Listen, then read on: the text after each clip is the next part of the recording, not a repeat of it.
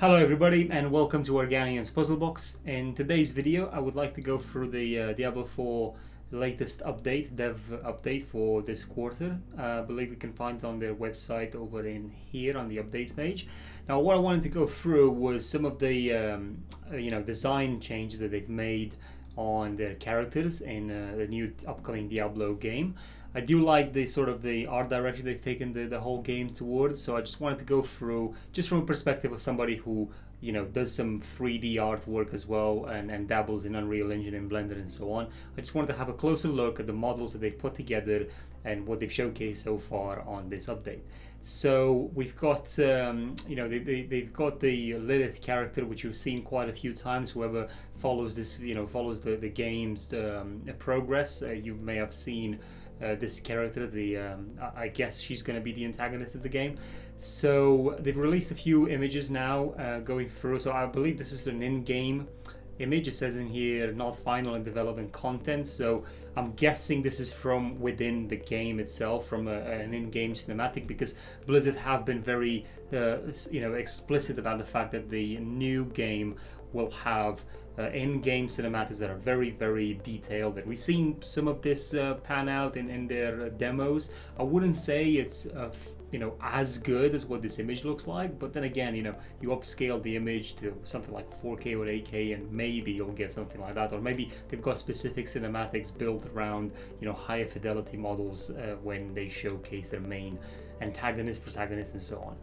But yeah, I do love what they've done here. How they're blending the skin of the model with this, with these bony sort of structures around her face, around, as I said, around her neckline and so on.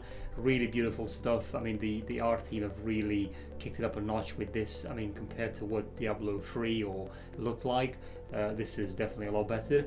And they've also showcasing, the fact that you can now customize your character. This is like a first time in the Diablo franchise, apart from the fact that you could just switch genders in Diablo 3, but that was really about it in terms of customization towards the face and the character itself. But now in this new Diablo game, they're really looking at emphasizing on changing the eyes, the mouth, the shape, the hair, the styles, everything. I'm guessing even things that were related to the body itself, of how bulky or how massive some of these characters are, especially something like the Barbarian would be a character where you may want them to be a lot more muscular, and maybe Sorceress would be a lot skinnier, for example. It's really obviously you want to tell a story with your character, so that could come into play as to why that would be the case. So one thing that you can notice in this image, for example, is that we've got ambient occlusion on the character everywhere around the clothes and all these accessories, which then means higher fidelity in rendering inside the game engine. This is what I'm talking about when I said that I don't believe that the image that we previously saw was purely from the engine itself, because if you look on these characters, the hair and just how it blends together doesn't seem to have that high quality that we just saw in the other image. But again, I may be mistaken. Now you can see that some of the textures are a bit stretched around here, but it probably wouldn't really matter that much, because these guys have to create a lot of assets, a lot of armors for their game. So a lot of the times you're going to see your character from an isometric view. It's not going to be close, so you're not going to be able to tell that there's some a bit of stretching here and there. And as you can see, a lot of these are just recolored skin, so this is literally the same. I mean, all of them are recolored, but they've obviously all got the same problem because they're just using the same base to do this. Now this particular sort of stretching here could be because the character is looking a bit on the other side as well. So that's something that normally if you don't have a lot of polygons around that area, this sort of stretching can happen to the texture. It really depends on how many polygons and how the texture is spread out to how much stretch do you actually get when the character moves. So moving on to the sort of like the next images, they're also showcasing the Barbarian in a armor set that I'm guessing comes from the area of where what was it now called? Ludga Lane was in Diablo 2, so I'm guessing we're going to go back into those desert areas, pretty much probably following the same sort of structure that we did in previous Diablo games, where Act 1 is going to be in this sort of area, like plains and fields and grass and a bit of forest here and there, and then second act being the desert, and then third act maybe back to the jungle. I know Diablo 3 didn't really have a jungle level, but Diablo 2 did obviously emphasize a lot of that where we fought Mephisto, so again we may just see that again. Again, the character itself looks very detailed. I don't know, I think they really like their barbarian characters, so to speak, because they really add a lot of detail. I liked how how the muscular sort of tone here is done, and how the character really looks like he's very strong. What I don't like is the fact that he doesn't look very seasoned. Like this guy, he's really gone to the gym, really ripped himself up, like really got himself very strong, but there's no real storytelling as to how this guy got there. You'd imagine somebody who goes in fights with weapons and obviously trains for them, he would have some sort of damage to his skin, but this guy doesn't seem to have any. He's obviously perfection. I'm guessing they just the way they drank a healing potion probably or something. Now all we have here, I believe this is a sorceress. I mean, she must be, because she's got all these tattoos and so on, runic stuff going around. Again, the sorceress, again, not damaged in any way, doesn't have any scars or anything, but you probably expect this from a character who manipulates magic and obviously just learns and casts spells and like bookworms. Obviously she's got the sexual appeal around her, because you can't really have any character out there that doesn't have that. It's the trope that we're still not, it's never going to go away. So your male characters have to be overly muscular and your female characters have to be sexualized in some way, but at least it didn't go with the massive jugs or anything like that, so they kept it to a minimum in that respect. I do believe that the fidelity of this image is definitely lower than the one previously that we saw with the Barbarian. Could be the lighting, could be some other things, but again, I do like what they do here with how the character sort of captures the light from this window and then the light over from this side, from this doorway. I don't know if these are just photoshopped in or not, but I don't think so. I think that we have come a long way now, so even Blizzard can do some of this stuff with their engines as well. So let's just move on to the next one. Okay, so the Rogue announced trailer was done some time back, and they're very proud to tell us that the trailer was created entirely in our game engine. Again, just knowing how this industry works, definitely their cinematics are enhanced in some way or another.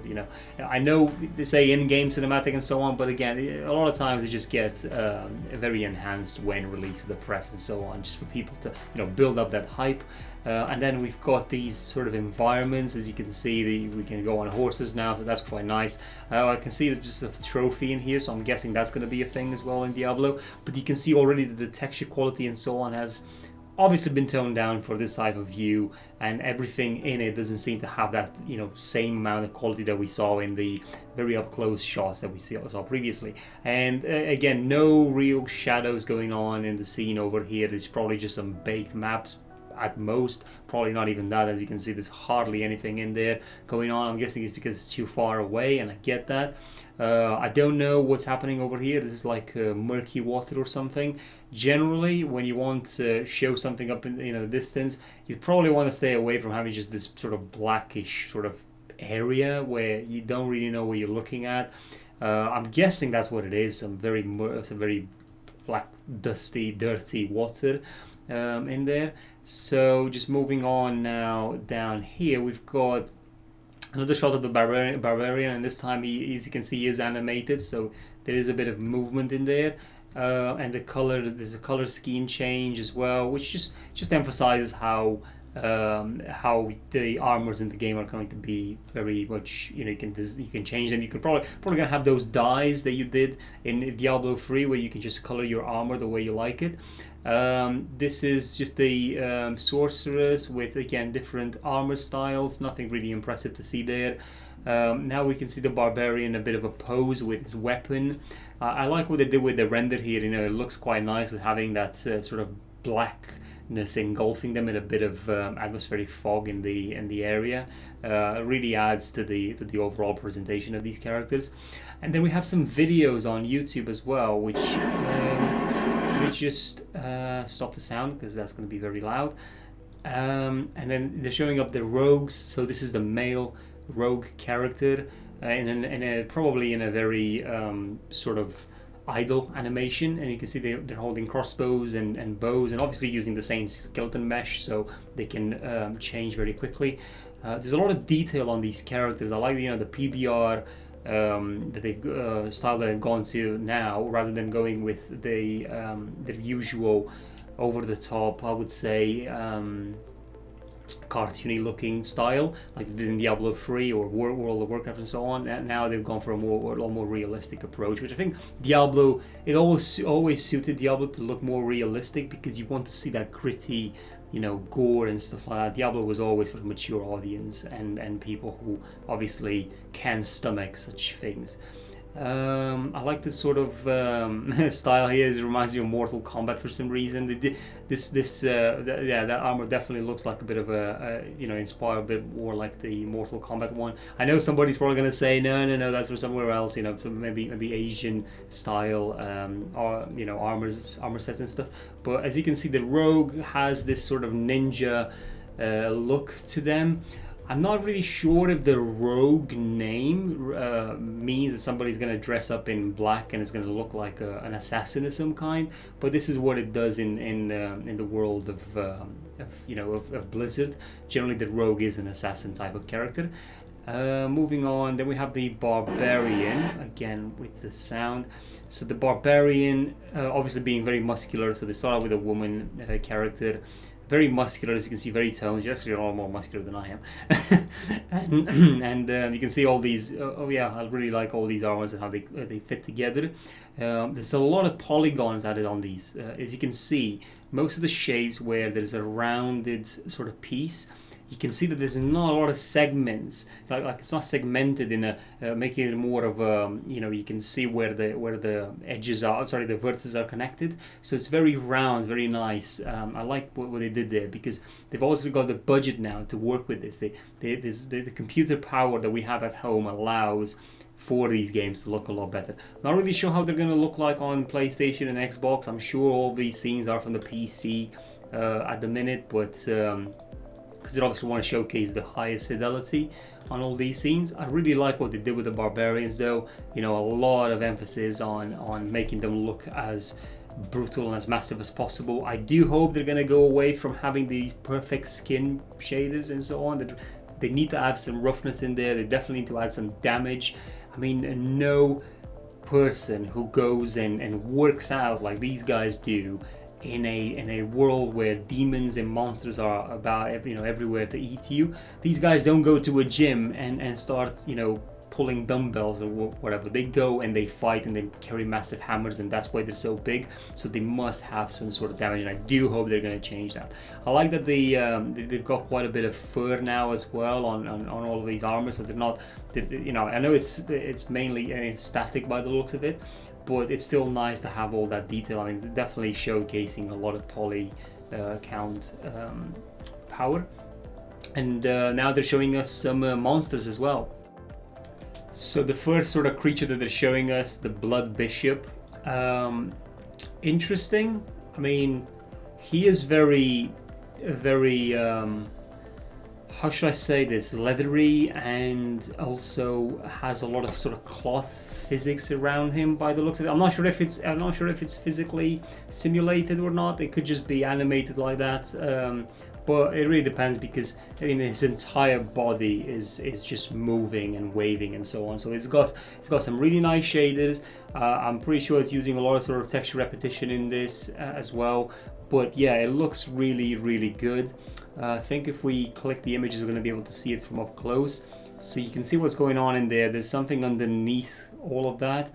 So it just gives you the impression that there's something built underneath, using subsurface scattering and so on, just to give it that more realistic sort of approach. And you can see it's really, really nasty looking. Like, you've got all these tendrils running around, just pretty much looks like an organ turned, or a person turned inside out. That's how it looks like. And I like the whole idea of having a crown on this creature. It's just really, they're showing really up close how their character is done, and you can see the polygon levels in there really pushing this, because there's hardly any sort of segments where you can see the polygon sort of moving, like creating how should I say this, an angle of any kind. Everything seems to be, you can see it right up here. As you can see, this is where the vertices are united, and then over here. But there is still a lot of poly count in there to make sure that this doesn't happen very visibly. And again, all these characters are going to be seen from far away, so that's not really going to be a problem. And then we have the Skeleton Lord. So pretty much a creature made out of a bunch of skeletons put together. Pretty much a lot of torture sort of devices seeing up in the scene, and he's got his metal sort of armor on top as well. So he's just an amalgamation of skeletons put together, obviously emphasizing the pain and the torture that some of the people who have ended up in there have gone through. What I don't sort of understand is you got all these small skeleton heads, these craniums, and then you have this big one, which could, say to us that these are kids, and that's a big one, but that's not the case, because these are clearly well-formed, grown-up, mature heads of people. And then we have this blob here, which is very disgusting. The creature has like a big spider attached to it, so I'm guessing this was a human at some point, which is then had this parasite on it. I really like what they've done here with the mouth of the spider itself. It looks so festering. I mean, yeah, they really pushed it here with the gore. I mean, this creature looks really disgusting. I wonder if the death animation, what that would look like, if it's going to spread around like exploding and bile coming out of him. I'm not really sure what sort of sits underneath that sort of that this creature, but it definitely looks like something that would have an explosion and then blood and gore would come out everywhere. So really disgusting stuff. I really love what they've done here. I like how a lot of quality around these sort of areas. I'm not sure if these are some errors. I think these are some sort of errors of the pinching from the weights and the skeleton and the weights. Not really sure, or it could just be some type of spikes, although I doubt it. And yeah, this is oh yeah, there are spikes. Look right there. Yeah, there's spikes. So they're not spikes. They're like spiders have all these sort of needles or there's a bit like needles to sense things and to grip as well. And then we have the Succubus, which is, I mean, I like the design. The design is very interesting, very unique to Blizzard. So they sort of desexualized her compared to other games where, for example, in Diablo 3 she was bare naked, I'm pretty sure, like everything out. Now this time around they've sort of given her more clothes. I'm not sure if this is the final design or not, but this creature looks like she could really wreck somebody, sexually and otherwise, really. But yeah, a very interesting design. The wings coming out of her head, you can see there's some very nice smooth animation in there, very lush like, so to speak. I did have some extra screens in here open of this. So this is the Succubus from Diablo 2.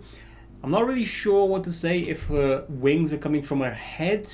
I guess that could be the case, but I couldn't really tell you. The design has changed a bit, but yeah, that's the Succubus from Diablo 2 from the in-game sort of model. This is the Succubus from Diablo 3. Like I've said, in Diablo 3 she is completely naked. It'd probably be the same thing in Diablo 2. I'm not sure. Sorry, Diablo 4. I'm not sure if this time around this Succubus has clothes on just because she's from Diablo 3 Reaper of Souls, but the one from Diablo 3 definitely was naked. I've seen photos and so on, and a lot of people have commented around this.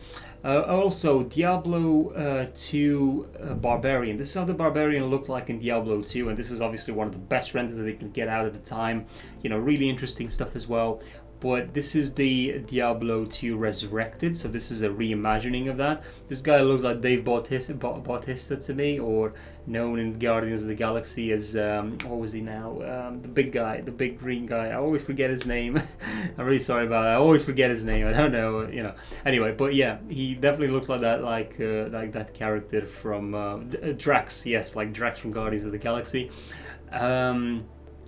But yeah, a lot of details in here. In Diablo 2, to me, actually looks seems to look quite better, well, actually better than Diablo 4, but it's just me really saying that, comparing to this guy, I don't know. Anyway, so yeah, Succubus, really nice, really good, really cool design. I really enjoy the idea with the wings coming out of her head and how they rotate and how they sort of flap around. Really well done. I don't want to say that this would work out very well for the creature itself. You know, if this would be real, if this would be a real creature, how the wing could come out of her head. I mean, the skeleton on this thing should be, or the spine would be, you know, incredibly tough to be able to hold something like that. Definitely. The guys who obviously worked on these give us some more details. Like, for example, they're talking about the Succubus, how the wings are translucent, and yes, you can see that in the images. Like over here, you can see how the light pretty much penetrates through the wings and they're translucent. So that's some really, you know, some really advanced stuff in there that they've put into the game. And again, you probably won't be able to notice all of these from far away. Like they're even saying that, you know, this is a winged demon hovering to seduce its prey and attack with magic from a distance. As you look closer, you see intricate details, you know, with finer details that don't get in the way of the game camera, but really raise the visual bar. So yeah, you know, they've really put their effort into this. PBR gives us the ability to create surfaces and materials that look realistic and accurately react to lighting in the world, which obviously ties in everything in for a more realistic look. Leather can look like leather, they're right, you know, metals and like metal and organic surfaces can feel appropriately squishy and fleshy by comparison. Yes, using the PBR workflow is definitely the way to achieve that. Now another creature in here, which is not really this knight, so it's just a knight really, but I'm guessing it's a knight that fights for the good side. You can I think there's a bit of clipping right there. Yeah, I think there's a bit of clipping right there. You can see the boots sort of coming through, but that's just a minor sort of detail. I'm pretty sure there's a lot more clipping going on in some of these characters that I'm not able to see. But it's very difficult to make cloths stay that well and also move and dangle in the wind and so on, and with animations without it sort of clipping a bit as well.